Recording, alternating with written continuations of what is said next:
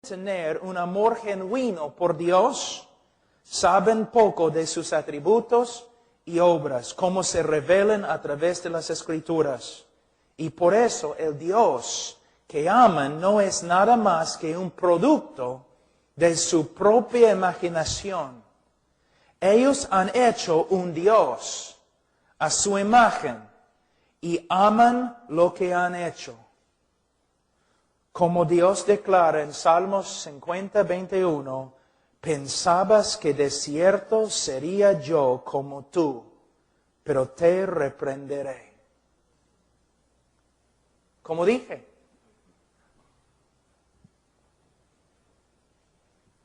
yo amo a Dios. ¿Por qué? Ha prometido bendecirme.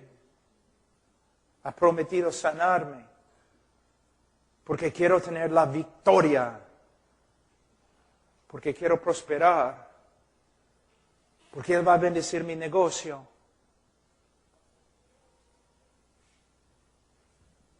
Mira,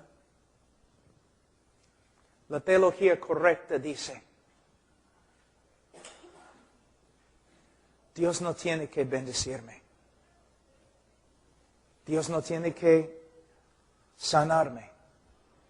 Dios no tiene que prosperarme. Porque ya Dios ha enviado a su Hijo y Él derramó su sangre por mí. Mira, en el día de hoy, no debemos tratar a Cristo como si fuera algo barato, sin valor. Los predicadores en el día de hoy dicen, ven a Cristo, Él va a arreglar tu matrimonio. Ven a Cristo, Él va a bendecirte. Ven a Cristo, Él va a darte paz. Mira, no tienes que decirme esas cosas. Yo quiero venir a Cristo porque derramó su sangre por mí. ¿Qué más necesito? Yo quiero venir a Cristo porque es digno. Yo te digo, arrepiéntete y cree y sirve al Señor con todo tu corazón, aunque no te salve, porque Él es digno. Aunque te manda al infierno, Él es digno de ser glorificado por ti. Un poco diferente, ¿no? A todos los que vienen a Él con arrepentimiento y fe, Él salva. Pero lo que estoy diciendo, no debemos acercarnos a Él simplemente porque queremos que Él arregle algo en nuestra vida. Debemos acercarnos porque Él es digno. Debemos servirle porque es digno. Debemos amarle porque es digno. Y si es necesario, debemos morir porque Él es digno.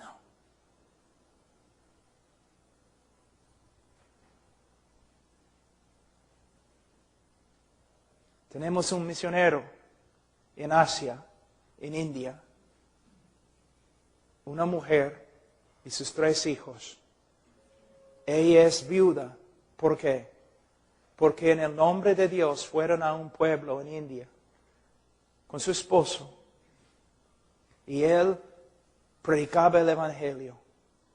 Y los hindúes se enojaron. Entonces un día le invitaron a tomar un té. Y pusieron ahí en su té veneno.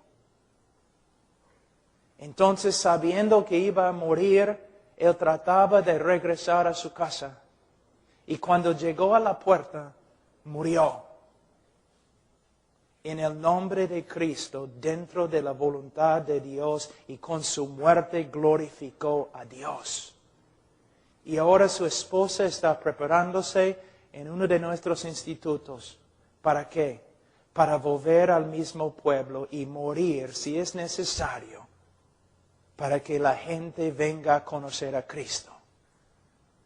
Y Benny Hinn dice que no puede predicar en un país a menos que ellos tengan un hotel de 5 estrellas.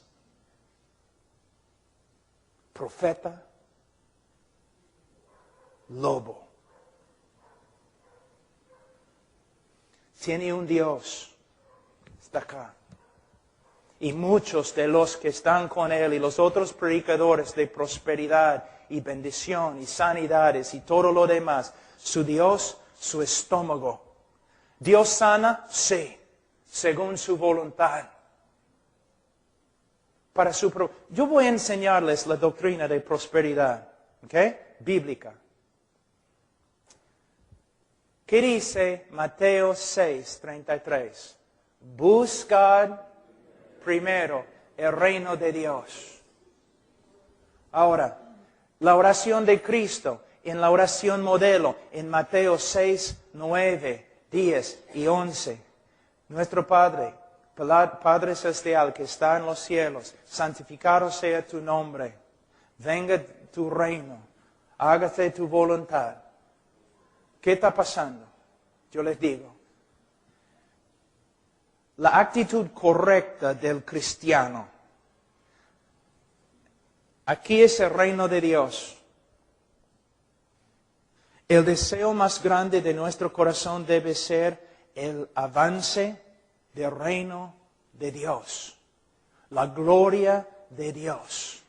Entonces, como cristiano, yo digo, Señor, si por medio de prosperarme económicamente, si por medio de hacer esto, tú puedes glorificarte y avanzar tu reino, entonces prospérame. Pero si por medio de mi pobreza y sufrimiento tú puedes ganar más gloria para ti mismo y puedes avanzar tu reino, entonces quiero quedarme pobre. Dios, si por medio de sanarme puedes avanzar tu reino, sáname. Pero si por medio de mi debilidad, mis debilidades físicas, tú puedes avanzar tu reino, entonces quiero quedarme aquí enfermo. Todo tiene que ver con la gloria de Dios y el avance de su reino. Él, no nosotros. Pero cuando los hombres creen ante la congregación un Dios diferente, un Dios carnal, muchas personas reciben este Dios, pero no reciben la salvación porque no es el Dios verdadero, tampoco la salvación verdadera.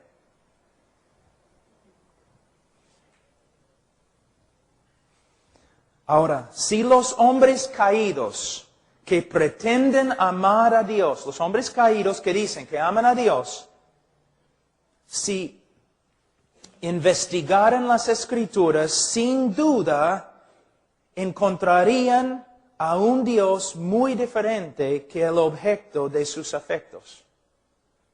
Si estudiaran los atributos de Dios, tales como la santidad, justicia, soberanía e ira, probablemente responderían en disgusto y declararían, mi Dios no es así. Yo nunca podría amar a un Dios como Él. Muchas veces, como dije anoche, pastores me han pedido, Pablo, ¿puedes venir a nuestra iglesia y enseñar sobre los atributos de Dios? Y yo siempre digo, bueno, es muy controversial. Pero dicen, ¿cómo puede ser controversial? Somos una iglesia cristiana, amamos a Dios. Tú vas a venir y vas a hablar de quién es Dios. Sí, pero cuando yo empiezo a hablar de la justicia de Dios, la santidad de Dios, la soberanía de Dios, la gloria de Dios, una parte de tu congregación se va a levantar y va a decir, mi Dios no es así, yo nunca podría amar a un Dios así. Simplemente, mira, yo puedo tomar cualquier de las teologías sistemáticas de hace 100 años y atrás y enseñar lo que ellos enseñan acerca de Dios en cualquier iglesia en los Estados Unidos y personas van a ofenderse. No una palabra nueva de Pablo Washer, simplemente las enseñanzas clásicas de la iglesia cristiana a través de los siglos. Si yo enseño estas doctrinas en una iglesia en el día de hoy, muchos se van a ofender y van a decir, no es mi Dios. Porque su Dios es más como Papá Noel que Jehová. Más como un tío medio tonto y muy rico que Jehová. Un Dios que se puede manipular. No en las Escrituras. Rápidamente veríamos que cuando el hombre caído se enfrenta con el verdadero Dios de las Escrituras, su única reacción es aborrecimiento y hostilidad. Una vez yo estaba predicando sobre la cruz, enseñando que por causa de la justicia de Dios, Él tenía que derramar su ira sobre su Hijo y que Dios el Padre quebrantó a su Hijo en la cruz. Y la iglesia canceló la conferencia. Nuestro Dios nunca quebrantaría a su propio Hijo, nunca derramaría su ira y enojo y furia y justicia sobre su propio Hijo. No, Cristo murió, los romanos lo mataron. Una de las doctrinas clásicas de la salvación, ellos no podían aceptar porque para ellos era una ofensa. O decir, si tú vienes a Cristo, es muy posible, para santificarte, vas a sufrir bastante. Y es muy posible, Él va a pedir que tú dejes todas tus riquezas, toda tu prosperidad, y que te entregues al campo misionero, donde vas a morir como mártir. No. Yo quiero el otro Dios que me ame y tiene un plan maravilloso para mi vida. ¿Ves? ¿Cuántos peruanos están en las congregaciones donde solamente predican sanidad, prosperidad, bendición, victoria y tienen más que ver con cosas materiales que cosas espirituales?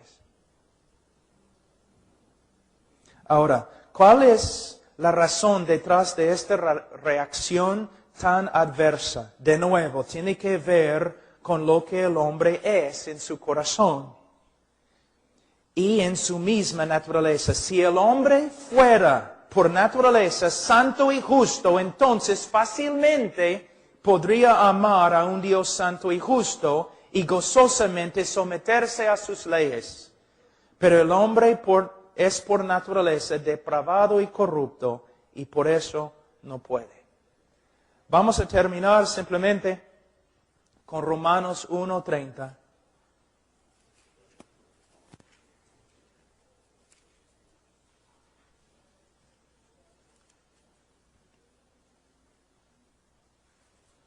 Hablando de los hombres, dice murmuradores, detractores, aborrecedores de Dios. Y por supuesto, Romanos 5:10, enemigos de Dios. El hombre es amante de sí mismo. Se ama a sí mismo, el hombre caído. Ahora, solamente para terminar, voy a mostrarles cómo la psicología ha entrado, la psicología secular y antibíblico ha entrado en la iglesia evangélica en el día de hoy. ¿Qué escuchan siempre?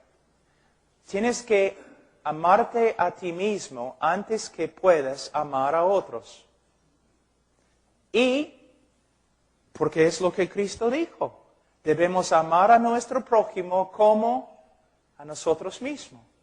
Cristo dijo que debemos amar a nuestro prójimo como a nosotros mismos, pero Él no está enseñando que tenemos que amarnos a nosotros mismos antes que podemos amar a otros.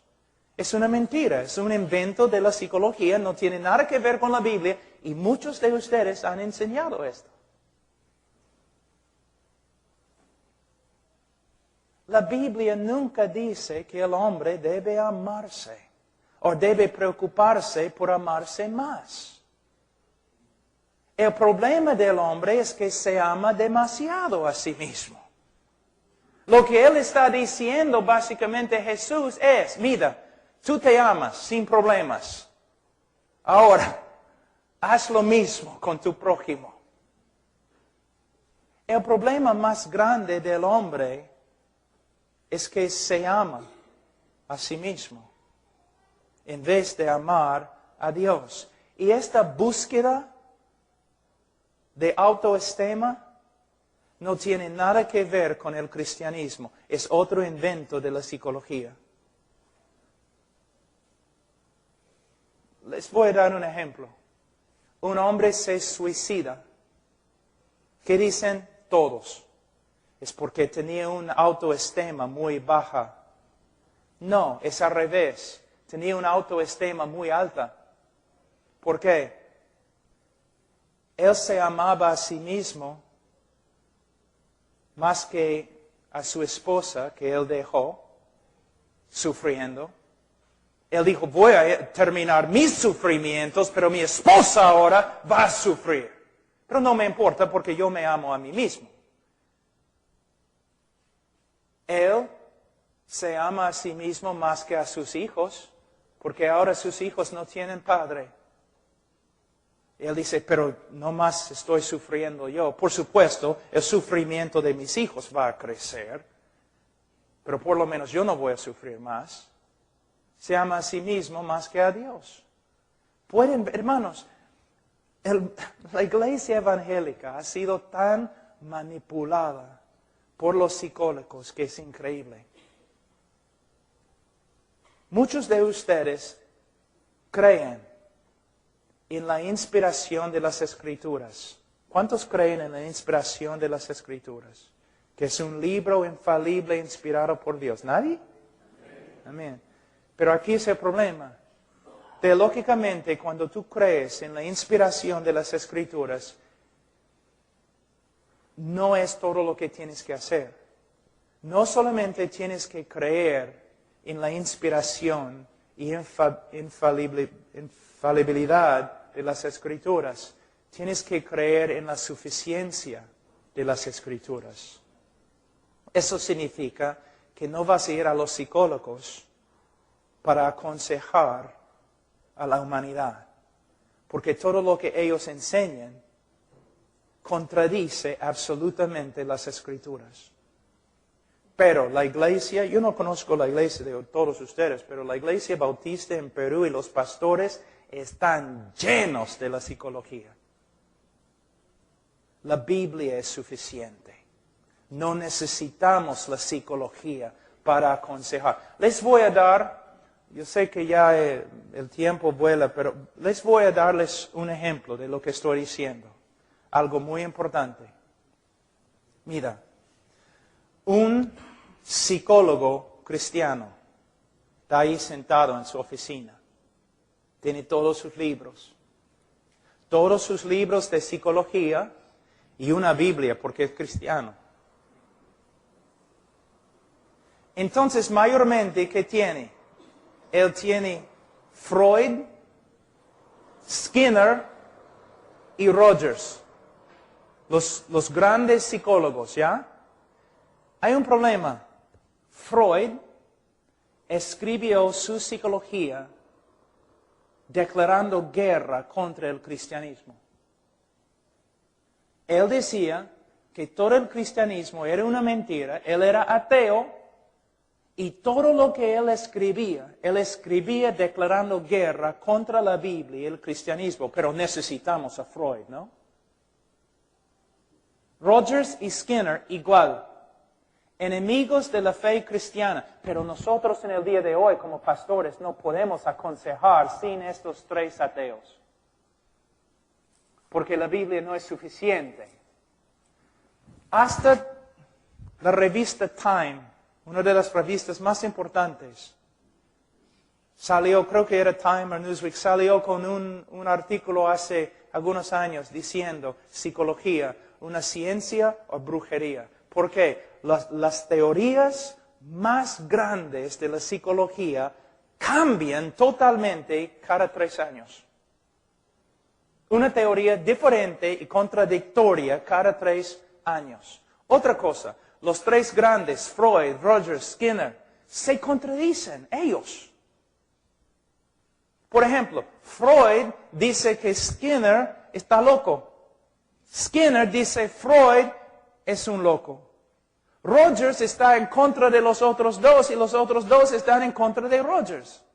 Y los tres son ateos que escribieron en contra de la Biblia. Entonces, tú vas a visitar al psicólogo cristiano y te sientes y él empieza a instruirte, a aconsejarte. Pero es una cuestión de autoridad. Autoridad. ¿Con qué autoridad? Y él empieza y tú dices, bueno, antes, ¿con qué autoridad vas a hablar? Bueno, la autoridad de la ciencia. Psicología es una ciencia social y no es una ciencia verdadera. Debes saber eso. Hay una diferencia entre la ciencia verdadera y psicología. Psicología se basa solamente en teorías que no se puede aprobar. La ciencia es completamente diferente. Entonces, mis consejos se basan en la psicología, la ciencia y la Biblia. Bueno, tengo una pregunta. Los tres grandes hombres que tienes se contradicen totalmente. Totalmente. Aún en su definición de lo que es un hombre se contradicen. Y los tres contradicen la Biblia. Entonces, ¿cómo vas a usar la Biblia y estos tres hombres para aconsejarme? Porque se contradicen totalmente. El psicólogo dice, bueno, yo voy a usar la verdad de la palabra de Dios y voy a usar la verdad que podemos encontrar dentro de los libros de estos hombres. Voy a escoger lo que es verdad y lo que no es verdad de esos tres hombres. Pero hay un problema. Ahora el psicólogo es la autoridad. Él va a determinar cuándo debe usar la Biblia, cuándo debe usar Freud, cuándo debe usar Skinner, cuándo debe usar Rogers. Entonces, este psicólogo, que tiene como 4 años en la universidad, él ahora va a ser la autoridad para aconsejarte. Rápido, vamos a 2 Timoteo 3.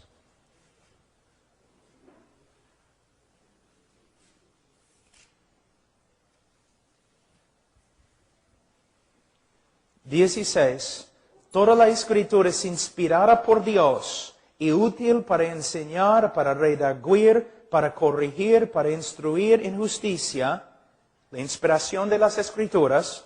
Y 17, a fin de que el hombre de Dios sea perfecto, enteramente preparado para toda buena obra.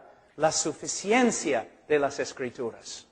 Entonces, las Escrituras no solamente son inspiradas, sino son suficientes. Para aconsejar, lo que necesito es entender la sabiduría de ese libro y aplicar la sabiduría a la vida de una persona. Pero no, tú dices. No. Una persona puede tener problemas verdaderos, problemas médicos, sí, pero problemas médicos y físicos. No problemas así como los psicólogos dicen. La Biblia, inspirada, suficiente. Y mi prédica, muy controversial, pero creo que verdadera.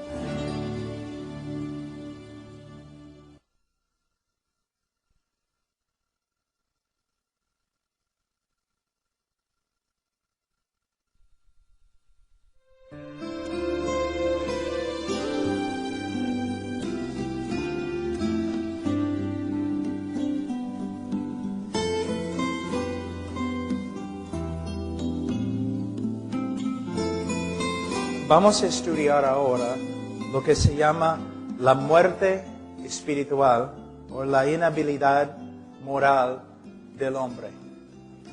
Esta verdad es clave para entender la salvación y la obra que el Espíritu Santo tiene que realizar en la vida de un pecador para que se convierta. De nuevo, una vez que comprendemos la profundidad de la depravidad humana, una vez que comprendemos esta verdad, es fácil ver que la salvación no es meramente una decisión humana, sino una obra sobrenatural de Dios. Y no podemos lograr la conversión de un hombre por medio de la manipulación, no podemos convencerle usando medios carnales, no. El hombre se convierte por medio de la proclamación del Evangelio de Cristo y por medio de una obra soberana y sobrenatural del Espíritu Santo. Ahora, como ayer, voy a leer algunas cosas de un libro que escribí hace tiempo, que alguien ha traducido. El significado de la muerte espiritual. ¿Qué significa cuando los teólogos hablan de la muerte espiritual? Primeramente, es una frase importante que se emplea por los teólogos para describir la profundidad de la corrupción moral del hombre. Es la muerte espiritual. Según las Escrituras, el juicio divino que cayó sobre Adán no solamente resultó en su muerte física, sino también en su muerte espiritual. Adán llegó a ser sensible a todo tipo de estímulo corrupto, humano y diabólico, pero insensible y hostil a la persona y voluntad de Dios. El pecado, hermanos, no es una enfermedad.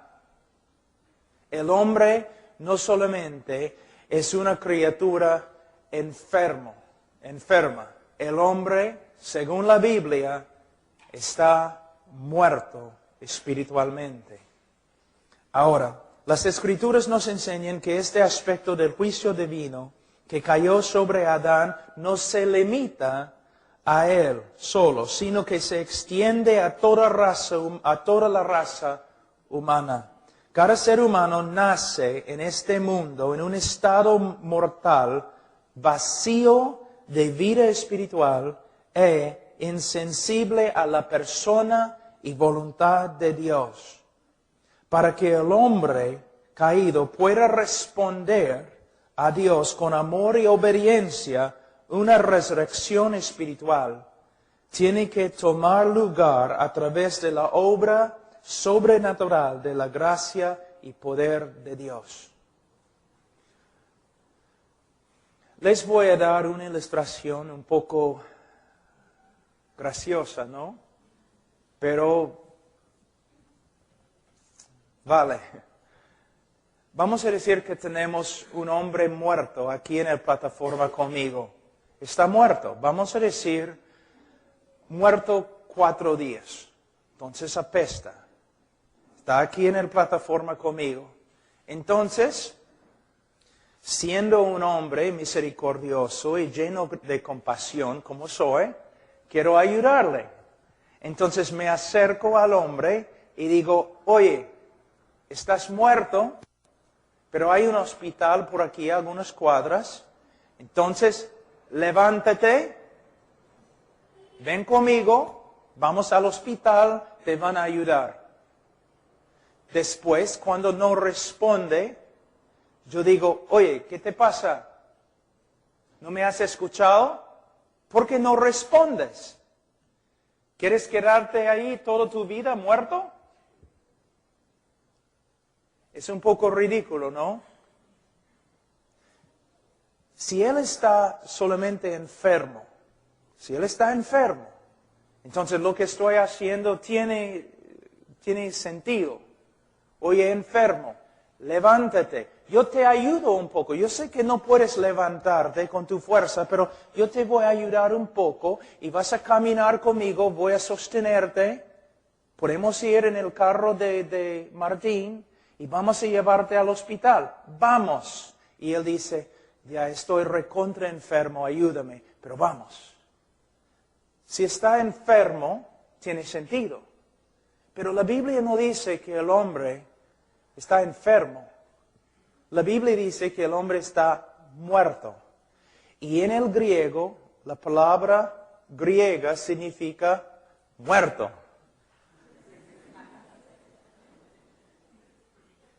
El hombre está muerto.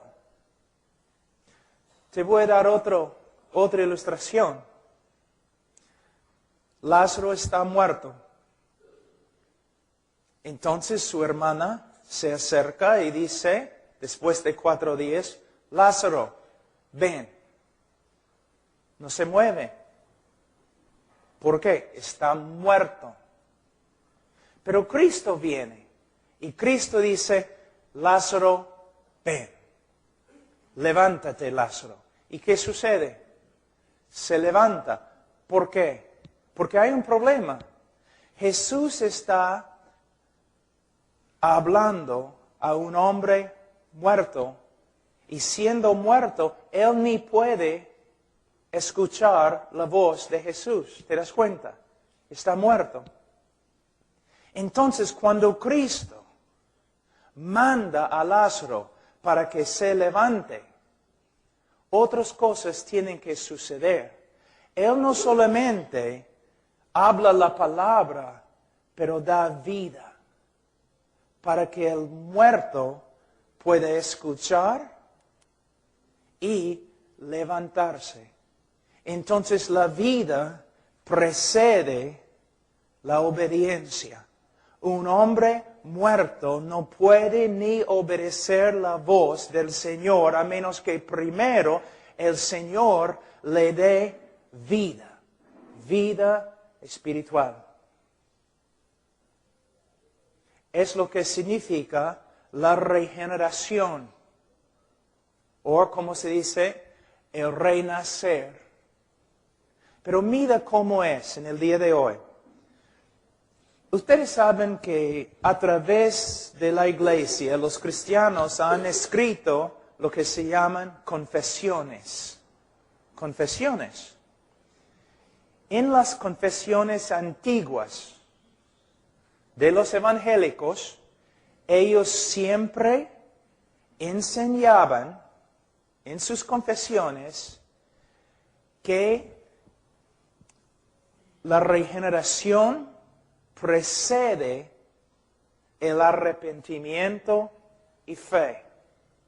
Que uno tiene que renacer para que pueda arrepentirse y creer. Pero en los tiempos modernos, los predicadores y escritores dicen lo opuesto. ¿Te das cuenta? Solamente tienes que pensar en los sermones que has escuchado, ¿no?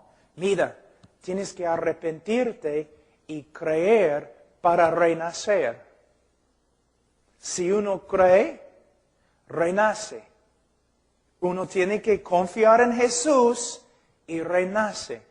Pero es al revés. Un hombre muerto no puede arrepentirse, no puede creer a menos que primero renazca o sea regenerado por el Espíritu Santo. Es algo tan ridículo como yo diciendo a un hombre muerto, levántate, sígueme al hospital. Si él puede levantarse y seguirme, no tiene que ir al hospital. Lo que estamos diciendo es que el hombre no está enfermo en sus pecados. El hombre está muerto en sus pecados. Y siendo muerto, insensible a la voz de Dios, Dios tiene que darle vida antes que pueda responder. Otro ejemplo. En el libro de Ezequiel, en el valle de los huesos secos. Piense un ratito. ¿Cuántos de ustedes conocen bien la historia, no? El profeta está ahí en un valle de huesos secos y el Señor le pregunta ¿qué? ¿Vivirán estos huesos secos? Ahora, el hermano Salvador es un buen Salvador Gómez es un buen predicador.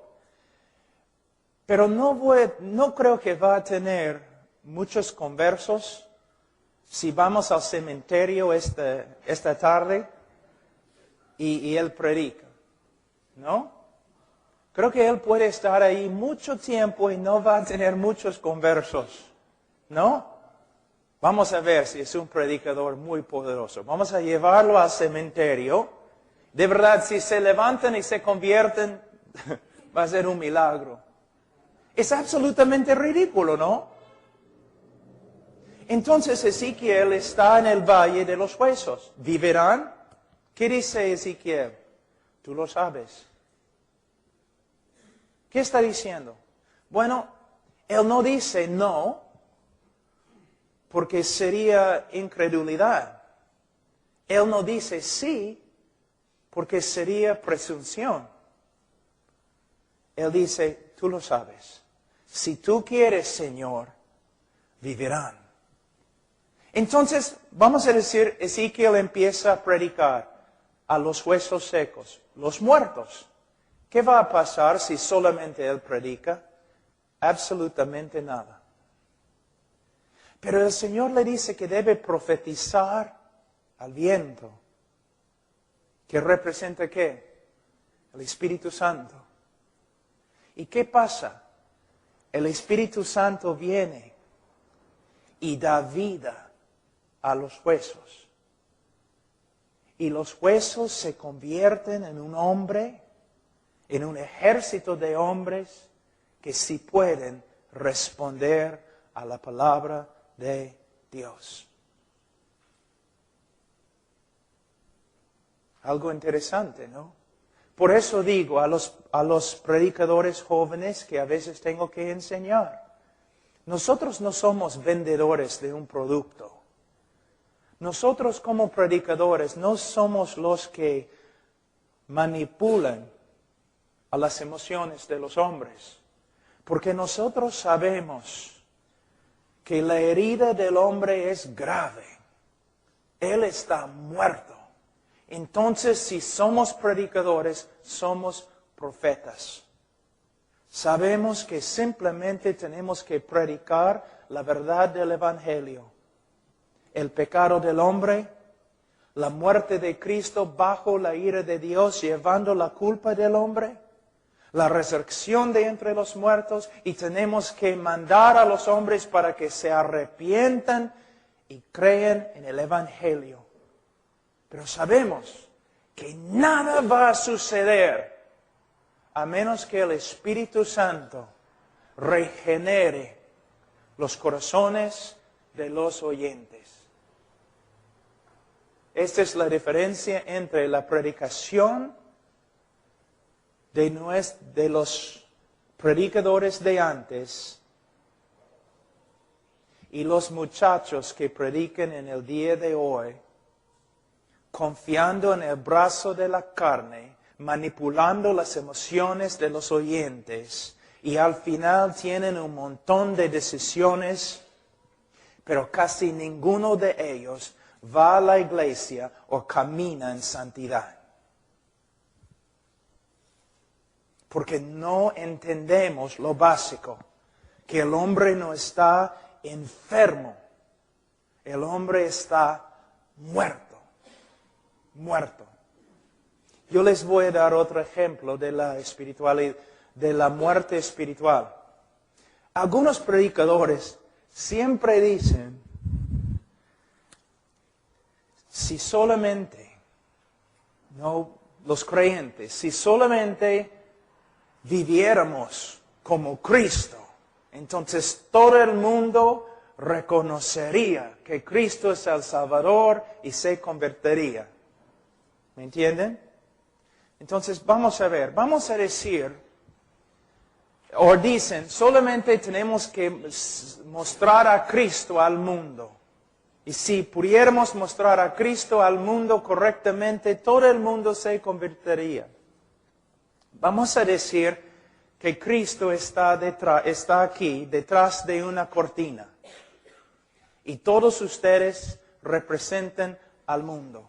Los predicadores dicen, solamente tenemos que mostrar a Cristo al mundo y el mundo va a recibir a Cristo y va a ser salvo. Entonces yo corro la cortina y ya se presenta a Cristo. ¿Los incrédulos se van a convertir? No. ¿Por qué? Son ciegos, la Biblia dice. Entonces, toda la congregación de incrédulos aquí, yo he corrido la cortina, Cristo está aquí presentado, pero hay un problema. La Biblia dice que todos los hombres son ciegos espiritualmente y que no pueden ver el reino de Dios y no pueden ver a Cristo. Tú dices, ya está bien, pastor. Entonces, no solamente tienes que mostrar al mundo a Cristo por medio de las prédicas, sino también el Espíritu Santo tiene que dar vista espiritual a los pecadores. Pero hay otro problema. Vamos a decir que el Espíritu Santo viene y Él da vista a los pecadores. ¿Cómo van a responder? ¿Van a venir a Cristo? No. Porque ¿qué dice la Biblia? El hombre tiene un corazón corrupto y aborrece a Dios. Más que ve a Dios, más que aborrece a Dios. Es como en Romanos capítulo 7. El pecador, más que tú pones la ley de Dios sobre el pecador, más que pelea contra la ley de Dios. Entonces, si el hombre pecador tiene vista espiritual y puede ver a Cristo, él va a odiar a Cristo aún más. Entonces, ¿qué tenemos que hacer? No solamente tenemos que predicar a Cristo, no solamente el Espíritu Santo tiene que venir y dar vista a los hombres, sino Él tiene que cambiar el corazón del hombre. Él tiene que quitarle ese corazón de piedra y poner en su lugar un corazón que quiere y puede responder a Cristo. De nuevo, es una obra sobrenatural del Espíritu Santo. Ahora, vamos a ver en Efesios capítulo 2.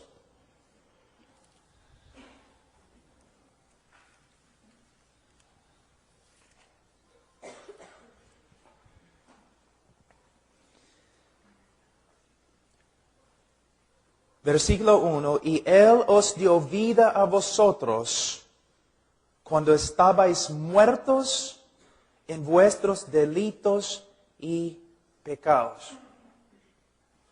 No dice aquí que un hombre muerto en sus delitos y pecados puede arrepentirse y creer. No, dice que primeramente tiene que recibir vida espiritual de Dios. De nuevo, la obra regeneradora del Espíritu Santo. Antes de su conversión, cada persona está muerta espiritualmente. Las Escrituras ven esta muerte espiritual como el resultado de nuestros pecados. El pecado que nos fue imputado en Adán y el pecado que nosotros mismos practicamos. Hasta los niños nacen muertos. No inocentes, muertos. No nacen buscadores de Dios, muertos. Un cadáver espiritual. Ahora, no solamente dice aquí que Él os dio vida a vosotros cuando estabais muertos en vuestros delitos y pecados, pero también dice, en los cuales anduvisteis en otro tiempo siguiendo la corriente de este mundo conforme al príncipe de la potestad del aire. Que el hombre no solamente está muerto con respecto a Dios, pero está vivo con respecto al príncipe del aire, a Satanás. Por eso Cristo dice a los fariseos incrédulos, ustedes son de su padre Satanás, el diablo. Mira cómo es el hombre. La Biblia nunca presenta al hombre como una víctima. Nunca. Es una persona muerto a Dios, hostil hacia Dios y entregado a la voluntad de su padre, el diablo. Hermanos, una persona bajo tanta esclavitud puede tomar una decisión correcta. ¿Busca a Dios? La Biblia dice que no. También dice acá, no solamente conforme al príncipe de la potestad del aire, el espíritu que ahora opera en los hijos de desobediencia, entre los cuales también todos nosotros vivimos en otro tiempo en los deseos de nuestra carne. Él está diciendo aquí que el hombre inconverso, que todo lo que hace está controlado por su carne, por su naturaleza caída. De nuevo podemos ver algo importante, hablando de libre albedrío. Se puede ser que la voluntad del hombre, se puede decir que la voluntad del hombre es libre. El problema es, no es buena. La voluntad del hombre es un esclavo a la naturaleza del hombre, y la naturaleza del hombre es corrupta. Dice, haciendo la voluntad de la carne. La carne, según Romanos capítulo 8, ¿la carne puede obedecer a Dios? No. Pero dice aquí que el hombre pecador solo hace la voluntad de la carne. ¿Es la voluntad de la carne arrepentirse? ¿Es la voluntad de la carne creer? ¿Es la voluntad de la carne obedecer a Dios o humillarse ante Dios? No. Entonces tenemos no solamente un hombre muerto, sino un hombre controlado por su naturaleza depravada, totalmente esclavizado a un corazón que aborrece a Dios. Y de los pensamientos, y éramos por naturaleza hijos de ira. Hombres odiando a Dios, peleando contra la voluntad de Dios y con Dios en contra de nosotros.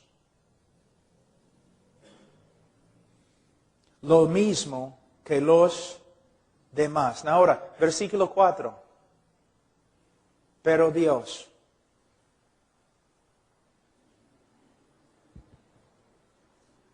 Quizás las dos palabras más importantes en la Biblia.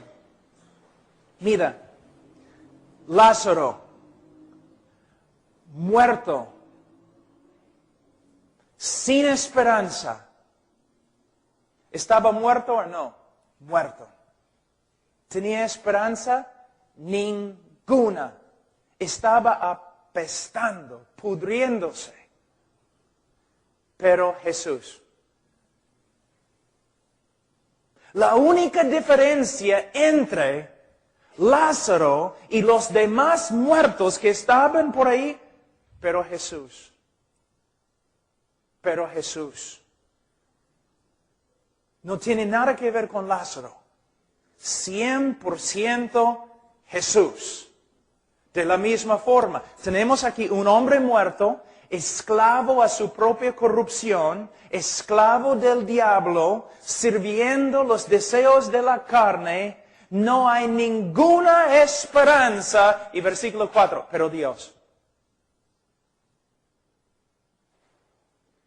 ¿Cuántas veces yo he escuchado a los pastores diciendo en sus prédicas evangelísticas, tú tienes que tomar el primer paso y Dios va a tomar los demás pasos?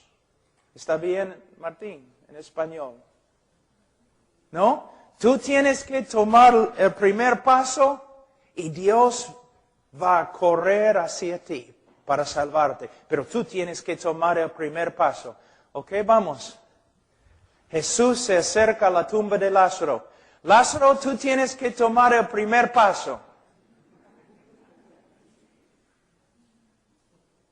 El hombre muerto. Tú tienes que levantarte de allí, vamos a meterte en el carro de Martín.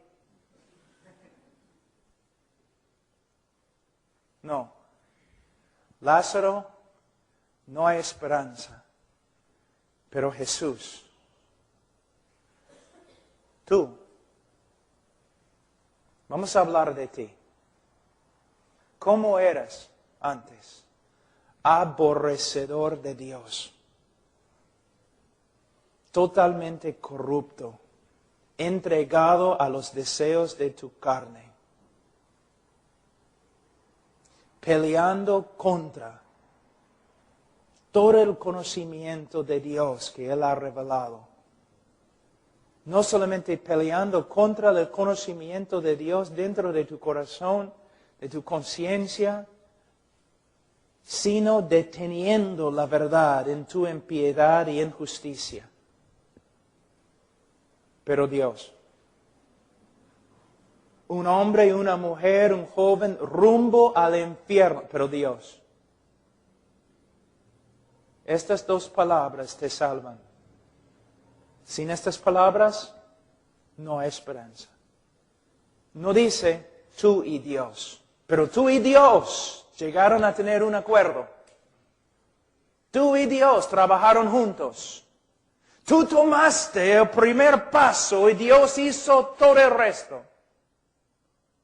Dice, pero Dios, muerto. Ahora, voy a darles algunas ilustraciones, algunos comentarios de las Escrituras de cuán muerto es el hombre. En 1 Timoteo 5:6, los hombres caídos están muertos espiritualmente, aunque están vivos físicamente. Y podemos ver esto, solamente hoy día podemos salir a la calle, vemos un montón de personas con vida, físicamente tienen vida, pero con respecto a Dios no tienen nada que ver con Dios. Nada.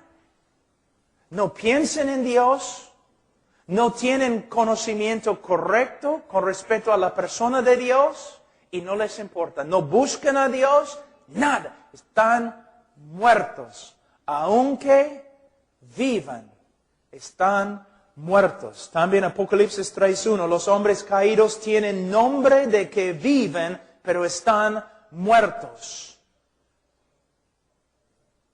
Antes de su conversión, un hombre puede parecer muy religioso y aún temeroso de Dios, pero todas sus obras son externas y motivadas por egocentrismo. En su corazón no ama a Dios o busca su gloria. La Biblia dice en Ezequiel 11:19, los hombres caídos tienen corazón de piedra. En la conversión, Él nos quita el corazón de piedra y pone en su lugar un corazón de carne. Yo sé que por lo general la palabra carne no es una buena palabra en las Escrituras, pero hay que interpretar cada palabra conforme a su contexto. ¿Y qué está diciendo? Bueno, vamos a decir que tenemos una estatua acá, ¿no? Una estatua de piedra. Yo puedo patear, pellizcar, pegar la estatua, ¿y cómo va a responder? No va a responder, es piedra. Pero no importa cuán grande sea el hombre, si yo le pateo, o yo le pego, o pellizco, él va a responder. ¿Por qué? No es piedra, es carne.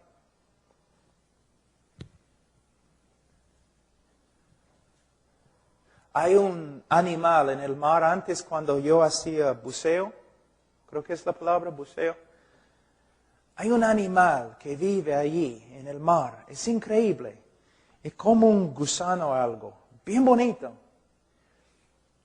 Y te digo, lo tocas así y más rápido que lo que puedes ver, se desaparece.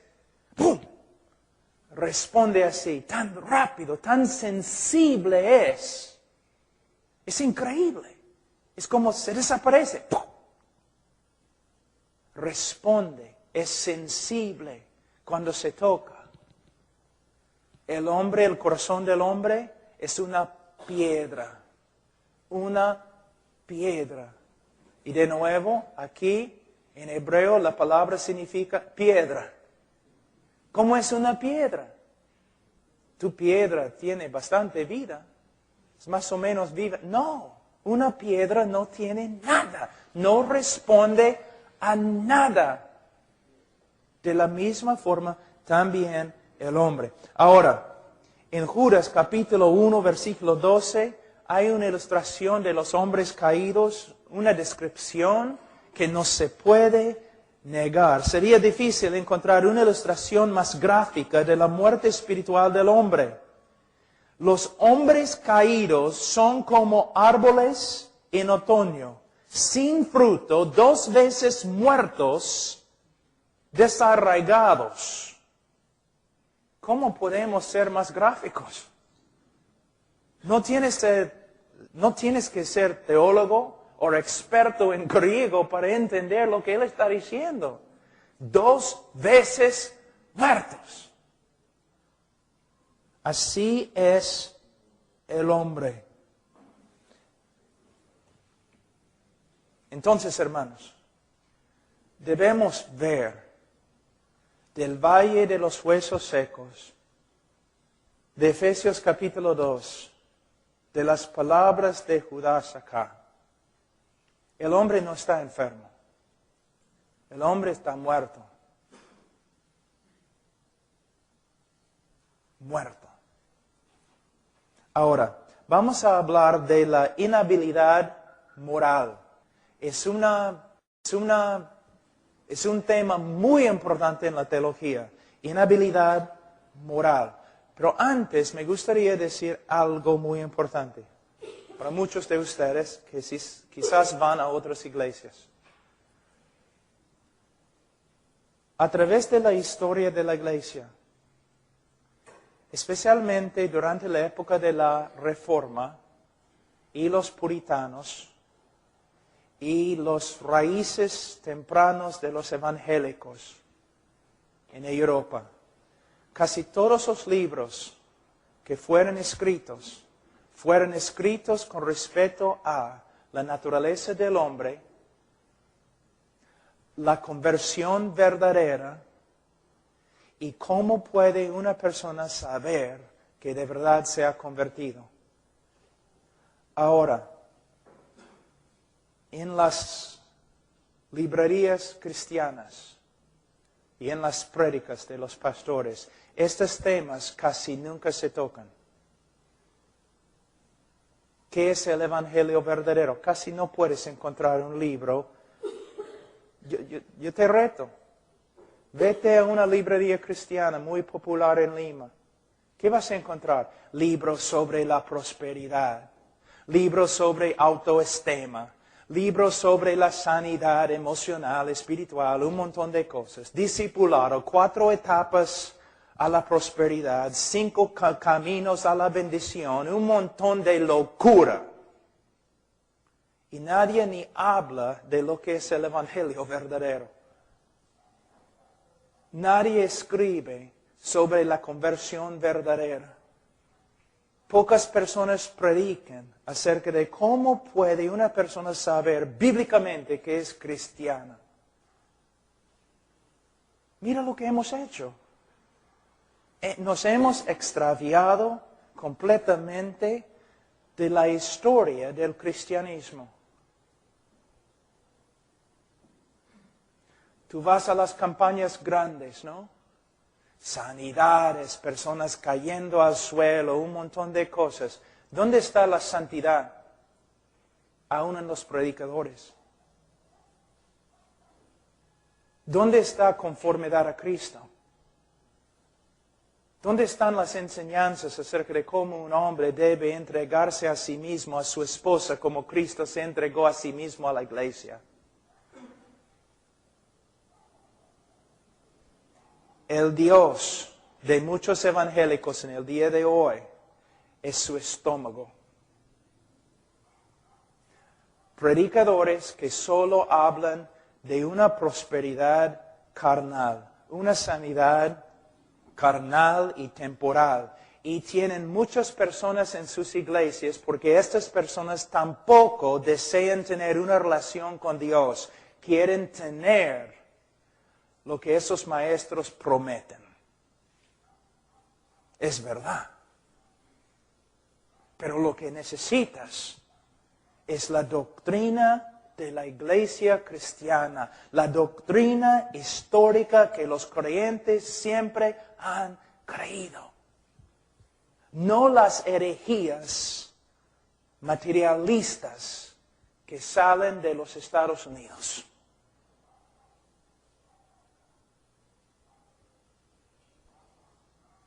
Santidad, amor, humildad, el deseo de ser siervo de todos. Reconociendo que no hay maestro entre nosotros, no hay jefe o líder, no hay un ungido especial entre nosotros, somos hermanos. Una comunidad de personas que se han convertido en niños para la salvación de su alma, que se sirven el uno al otro, haciendo grandes sacrificios en el nombre del amor de Cristo. Caminando en santidad para que el hogar se arregle y sea un lugar de bendición y paz. Matrimonios sanados, el esposo sirviendo a su esposa, la esposa sirviendo y honrando a su esposo. Los niños creciendo, sabiendo, conociendo la palabra de Dios, memorizando las Escrituras, aprendiendo cómo honrar a Dios por medio de honrar a sus padres. No, mayormente en el día de hoy solamente tenemos un circo evangélico. Pero si queremos ver cambios, tenemos que simplemente volver a las Escrituras y interpretar las Escrituras por medio de la gramática en vez de interpretar las Escrituras a través de nuestro estómago o a través de las visiones que los líderes tienen. No a través de la gramática. Vamos a volver a la ley. Ahora, el significado de la inhabilidad moral. ¿Qué significa cuando los teólogos hablan de la inhabilidad moral del hombre? La inhabilidad moral es otro término que comúnmente se emplea por los estudiantes de las Escrituras para describir la extensión de la corrupción moral o depravidad radical del hombre. Esta doctrina nos enseña que el hombre caído no es capaz de amar, obedecer o agradar a Dios. No es capaz, no puede. Al escuchar la doctrina de la inhabilidad moral, uno quizás preguntará, ¿cómo puede el hombre ser responsable ante Dios si no puede o no es capaz de obedecer los mandamientos de Dios? No hablamos un poquito anoche acerca de este tema. Muchos dicen, bueno, si el hombre no es capaz de amar a Dios o obedecer a Dios, ¿cómo puede Dios juzgar al hombre? Vamos a ver. La respuesta es muy importante. Si el hombre no amara ni obedeciera a Dios porque le faltaran las necesarias facultades mentales para hacerlo o fuera incapaz físicamente, entonces sería injusto que Dios le juzgara. Él sería una víctima. Pero este no es el caso. La inhabilidad del hombre es moral y brota de su hostilidad hacia Dios. El hombre es incapaz de amar a Dios porque aborrece a Dios. Él es incapaz de obedecer a Dios porque desdeña sus mandamientos. Él es incapaz de agradar a Dios porque no considera la gloria y beneplácito de Dios que sean una meta digna. El hombre no es una víctima, sino culpable. Él no puede porque él no quiere. Su corrupción y enemistad hacia Dios son tan grandes que preferiría sufrir la perdición eterna que reconocer a Dios como Dios y someterse a su soberanía. Así es el hombre. Por esta razón, la inhabilidad moral también puede ser llamada la hostilidad voluntaria. Un ejemplo excelente se encuentra, como dije anoche, en Génesis 37:4. Vamos un ratito ahí. Génesis 37:4. De nuevo vamos a ver la relación directa que existe entre la voluntad del hombre y la naturaleza del hombre. Y vamos a ver la razón por la cual la voluntad del hombre es esclava a la naturaleza. Génesis 37:4. Y viendo sus hermanos de José que su padre lo amaba más que a todos sus hermanos, le aborrecían y no podían hablarle pacíficamente. Ahora, los hermanos de José no podían hablarle pacíficamente. No porque les faltara la habilidad de hablar, no eran mudos, sino porque su aborrecimiento hacia José era tan grande que no tenían la buena voluntad de hablarle pacíficamente. De la misma manera, la hostilidad del hombre caído hacia Dios es tan grande que rehúsa someterse a Él.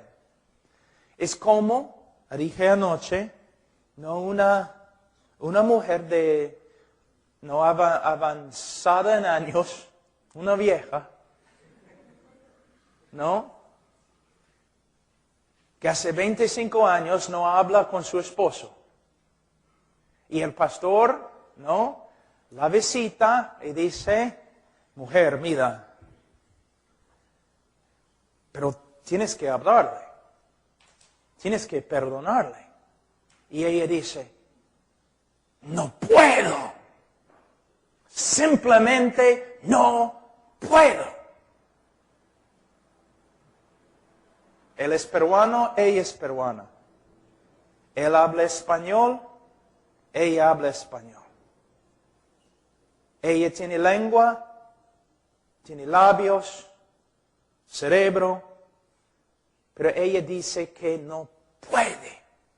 Y demuestra que no puede. 25 años sin hablar con su esposo.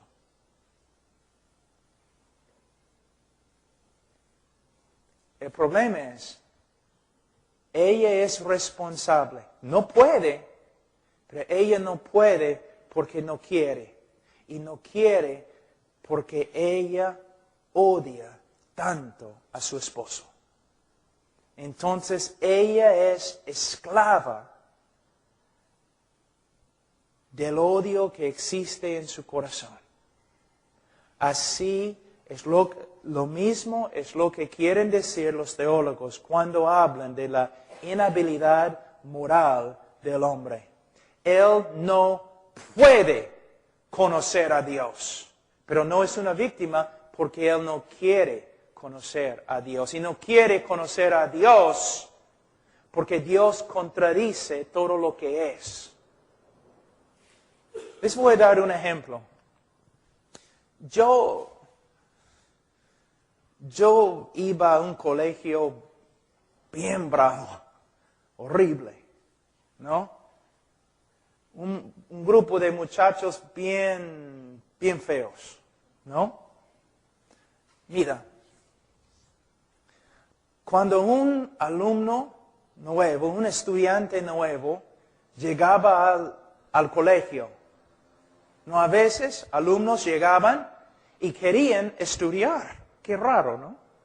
Querían obedecer a la maestra. Querían estudiar.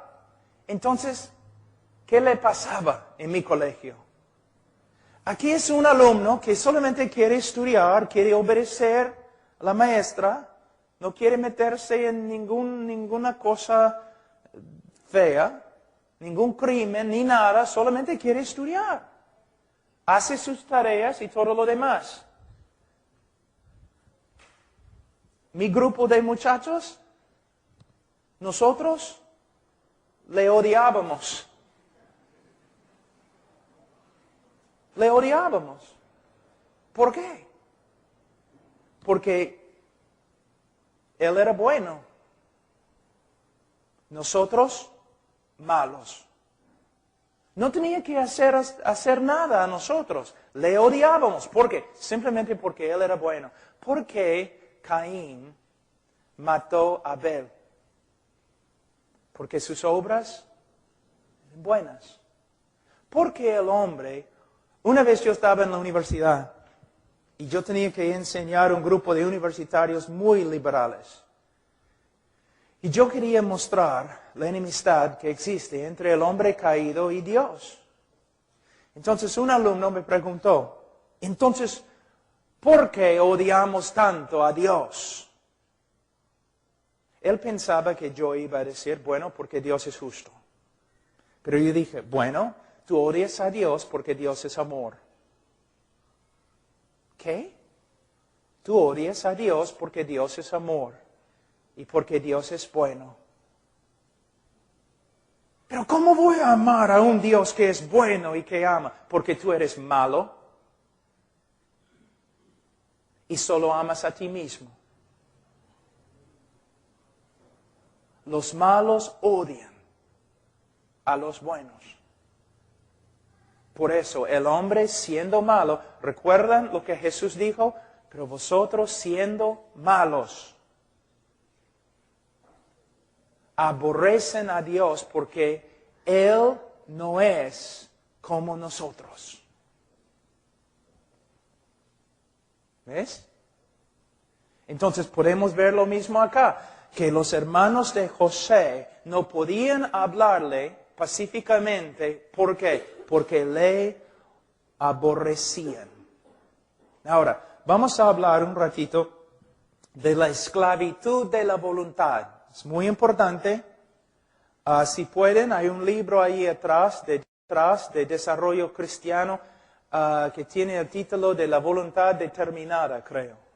Es una obra clásica de Martín Lutero, excelente en su debate contra Erasmus. Y él le gana, de verdad. Pero ten cuidado porque Martín Lutero era alemán y habla bien fuerte. La esclavitud de la voluntad. La voluntad del hombre es una expresión de su naturaleza. ¿Puedes ver? Un chancho come basura. ¿Por qué? Es chancho. Un hombre no puede comer basura. ¿Por qué? Tiene naturaleza del hombre y no aguanta la basura. Va a vomitar la basura. Porque simplemente no puede tragarla. Ahora, la voluntad del hombre es una expresión de su naturaleza. Si el hombre tuviera una naturaleza pura, entonces su voluntad estaría inclinada a hacer obras moralmente puras. Si el hombre fuera santo y justo, entonces amaría a un Dios santo y justo y obedecería sus mandamientos. Pero el hombre caído, antes de conocer a Cristo, antes de su conversión, el hombre caído tiene una naturaleza moralmente corrupta y por eso su voluntad se inclina a hacer actos que son moralmente corruptos. ¿Pueden ver? La voluntad es una esclava a la naturaleza corrupta. El hombre caído es impío e injusto. Y por eso él aborrece a un Dios santo y justo, pelea contra su voluntad y rehúsa someterse a sus mandamientos. Aquí encontramos la respuesta a una de las preguntas más discutidas. ¿Posee el hombre libre albedrío? Es lo que siempre se pregunta, ¿no? ¿Posee el hombre libre albedrío? Vamos a contestar. La respuesta de las Escrituras es que el hombre es libre. El hombre es libre de escoger cómo le agrade. Pero puesto que su naturaleza es moralmente depravada, solo le agrada rechazar el bien y escoger el mal, aborrecer la verdad y creer la mentira, negar a Dios y pelear en contra de su voluntad. Entonces, se puede decir que el hombre caído tiene una voluntad libre, pero no tiene una voluntad buena. Por esta causa siempre escoge libremente estar en oposición a la persona y voluntad de Dios. El hombre no puede escaparse de lo que es. Como un chancho no puede escaparse de lo que es. Va a comer basura porque le gusta. Y le gusta porque es chancho. El hombre va a escoger al pecado y no a Dios. ¿Por qué? Porque es pecador por naturaleza. Él es por naturaleza malo y hace obras de maldad voluntariamente y libremente.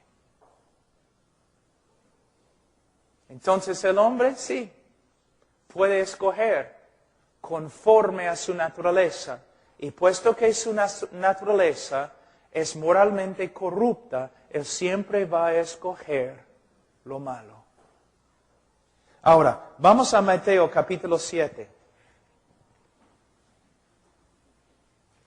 Mateo 7, versículo 16.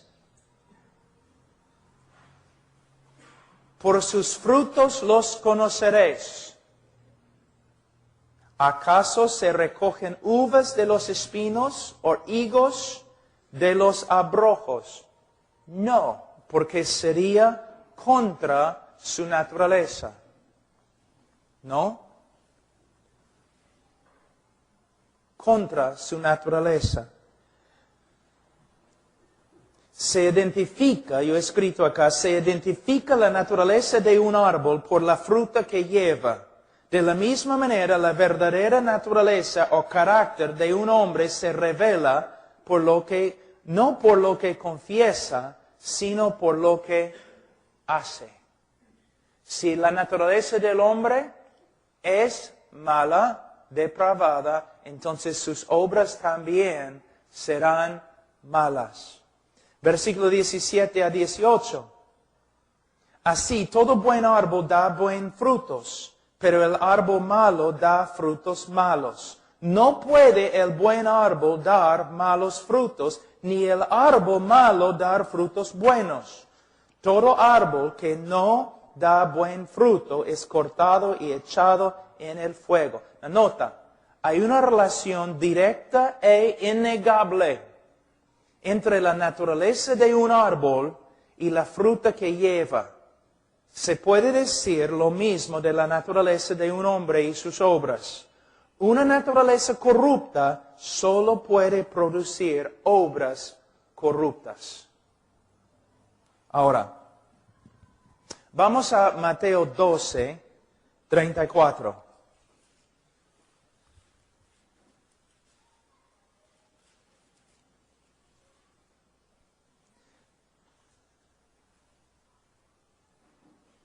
Veamos lo que dice Jesús.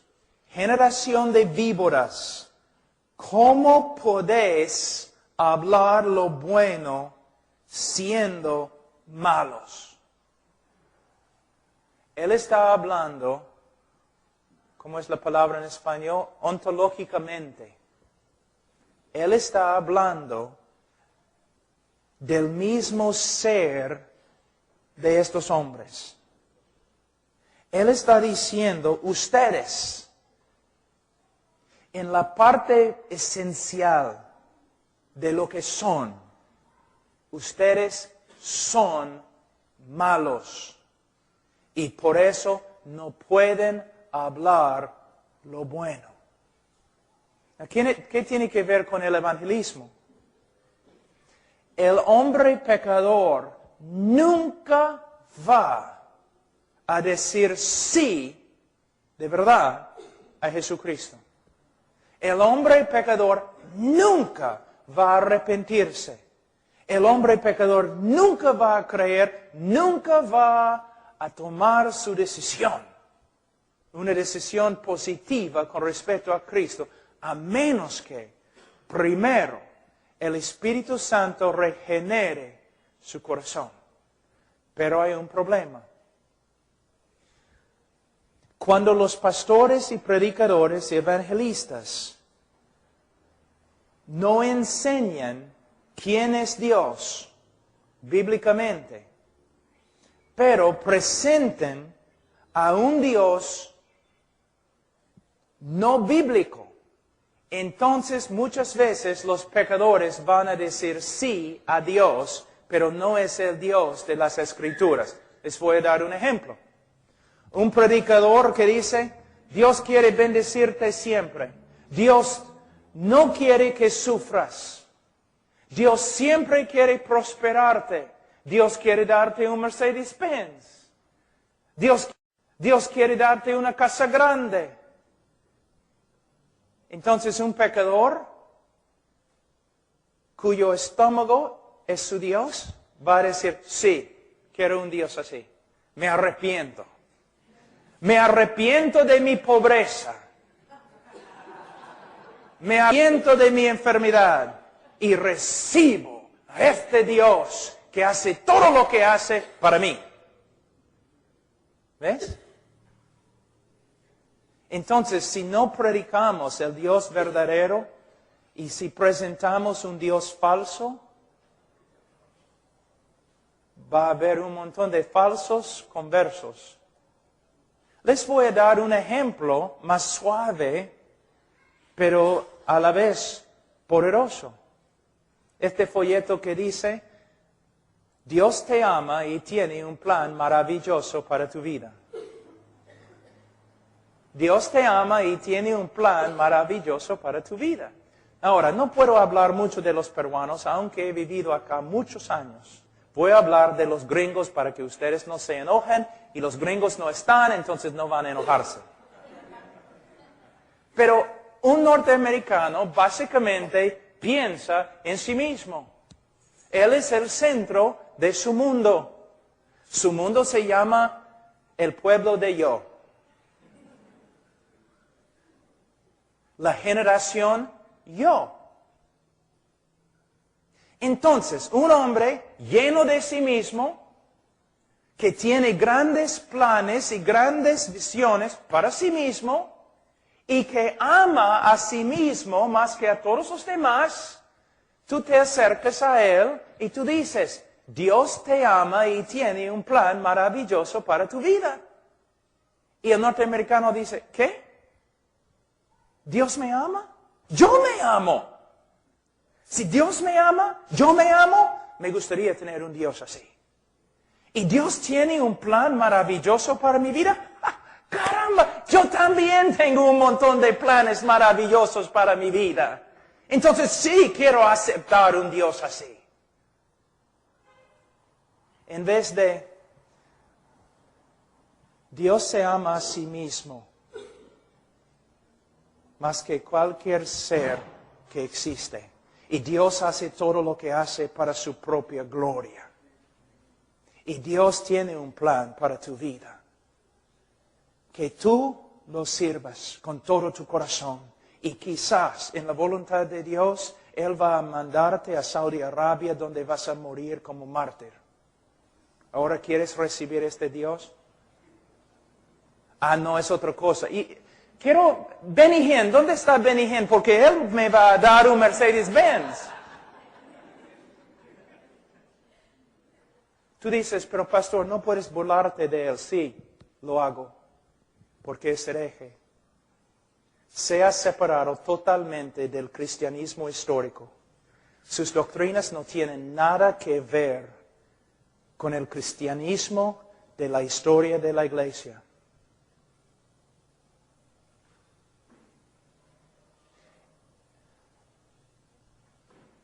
Los hombres que predican la prosperidad es interesante. Mayormente ellos son los únicos que prosperan.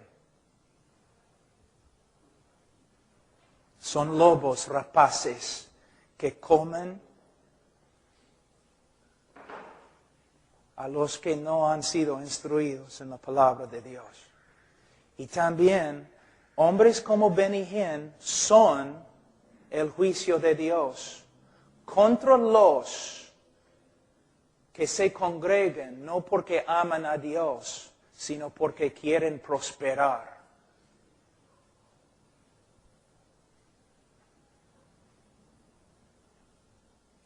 Sí.